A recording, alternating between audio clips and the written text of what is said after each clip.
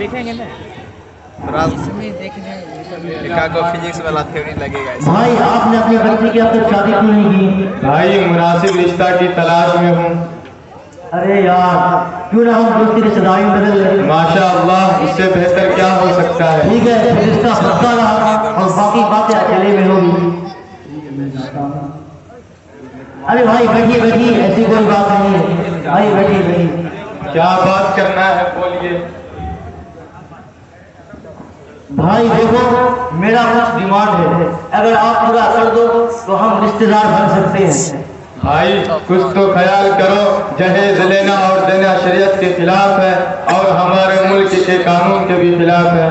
میں جمعہ کے بیان میں امام صاحب سے بھی سنا اللہ ناراض ہوتے ہیں ایسے لوگوں سے. دیکھو بھائی ہم نے اپنے بیٹے کو 5 روپے خرچ کر کے انجینئر بنایا ہے. 5 لاکھ روپے اور گھر کے سامان جہیز میں دو گے تو شادی ہوگی ورنہ نہیں ہوگی. کم سے کم دوستی کا تو کچھ خیال کر لو.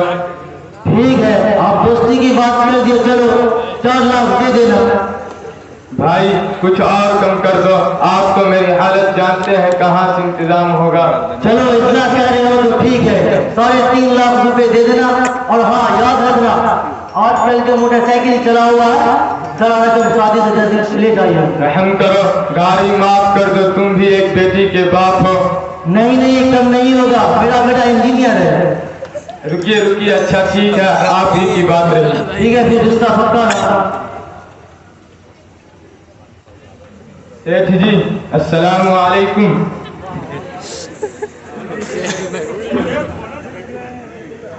وعلیکم السلام ورحمۃ اللہ وبرکاتہ.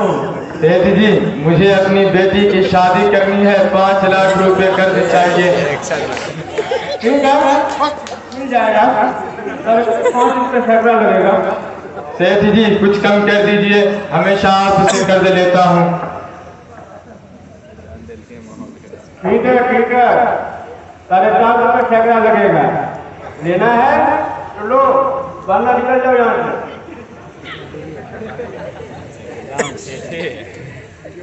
بھائی آپ لوگ کیا کر رہے ہیں؟ مولوی صاحب آپ کی مطلب کی بات نہیں ہے. جائیے ابھی آگے. بتائیے تو صحیح. مجھے اپنی بیٹی کی شادی کرنی ہے. سیٹھ جی سے قرضہ لینے آئے ہیں. السلام علیکم. السلام ورحمۃ اللہ. آئیے آئیے بیٹھیے. ہاں تو سیٹھ جی آپ سودی قرضہ لے رہے ہیں قرض حسنہ؟ چھوٹی کر کیا ہوتا ہے؟ میں تو چھوٹی کر دے رہا ہوں نا. توبہ توبہ. سود اسلام میں قطعی طور پر حرام ہے, کیونکہ یہ ایک ایسی لعنت ہے جس سے نہ صرف معاصی کر بری, مفت خوری, حرص اور لالچ, خود غرضی, بدبختی اور مفاد پرستی جیسی اخلاقی برائیاں نکل جاتی ہے, بلکہ معاصی اور انحصاری نواکاریوں کا ذریعہ بھی ہے. اسی وجہ سے قرآن مجید میں سود سے منع کیا گیا ہے. اعوذ باللہ من الشیطان الرجیم. بسم اللہ الرحمن الرحیم. یا ایھا الذین آمنوا لا تأکلوا الربا اضعافا مضاعفہ واتقوا اللہ لعلکم تفلحون. اے ایمان والو سود مت کھاؤ یعنی مت لو, اصل سے کئی حصے زائد رکھے اور اللہ تعالیٰ سے ڈرو. امید ہے کہ تم کامیاب ہو. حدیث شریف میں بھی اس سے منع کیا گیا ہے.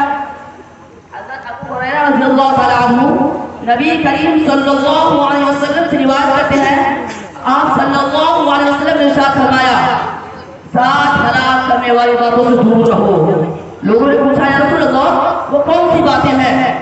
فرمایا اللہ کے ساتھ شرک کرنا اور جادو کرنا اور اس جان کو ناحق مارنا جس کو اللہ تعالیٰ نے حرام کیا ہے, اور اس جان کو, اور سود کھانا اور یتیم کا مال کھانا اور جہاد سے فرار یعنی بھاگنا اور پاک دامن ہولی بھاری مومن عورتوں پر زنا کی تہمت لگانا.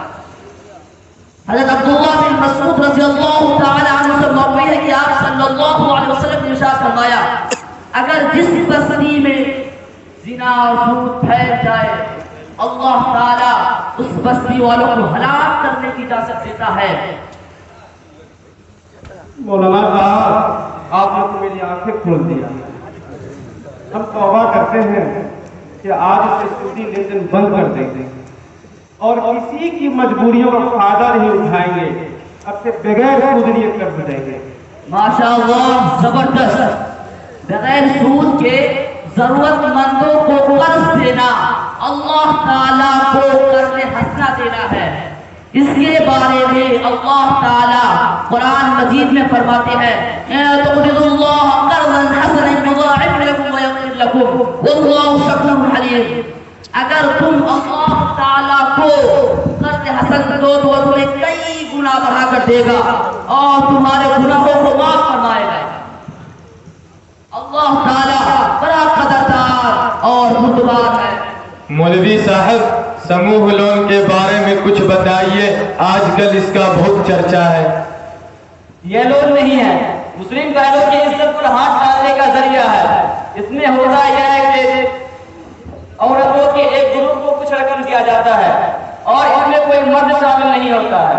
फिर जब औरत गुर्बत की वजह से लोन नहीं दे पाती है तो उसके साथ गाली गलौज करते हैं और आखिर में ऑफर करता है कि खुद को मेरे हवाले कर दो तो सूद माफ कर देंगे। फिर वो सारे जुर्म अंजाम दिए जाते हैं जिसे बयान भी नहीं किया जा सकता है। आखिर में मैं यही कहूंगा कि भूखा मर जाइए लेकिन इस तरह का लोन न लीजिए।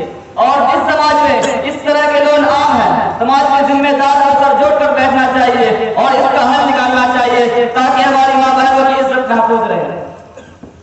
तो मौलवी साहब, इसका कोई हल है?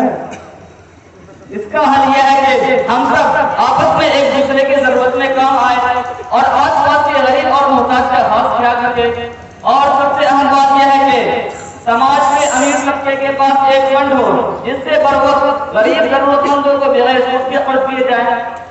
माशाअल्लाह, आपने बहुत अच्छी तरह समझाया। भाई, आपने मेरी वजह से इस हराम काम करने पर मजबूर हो रहे। अल्लाह हमारे गुनाह माफ करे और हम भी चाहे जैसे लानत से तौबा करते हैं। अच्छा, मेरी एक बात सुनते जाइए। क्या ही अच्छा होता, क्या ही अच्छा होता हम बेटे को दहेज नहीं विरासत देते जो उसका शरीर हक है। बाप के जायदाद में सिर्फ बेटा का हक नहीं, बेटी का भी हक है। जो भाई अपनी बहनों का हक नहीं देगा, बहनों की माफ किए बगैर अल्लाह भी उसको माफ नहीं करेगा। भाई चाहे जितना होता है नमाज पढ़ ले, हज पे हज करते जाए। तो आइए हम सब मिलकर याद करते हैं कि बेटी को दहेज नहीं विरासत दो, बेटी को दहेज नहीं विरासत दो, बेटी को दहेज नहीं विरासत दो, बेटी को दहेज नहीं विरासत दो, बेटी को दहेज नहीं विरासत दो।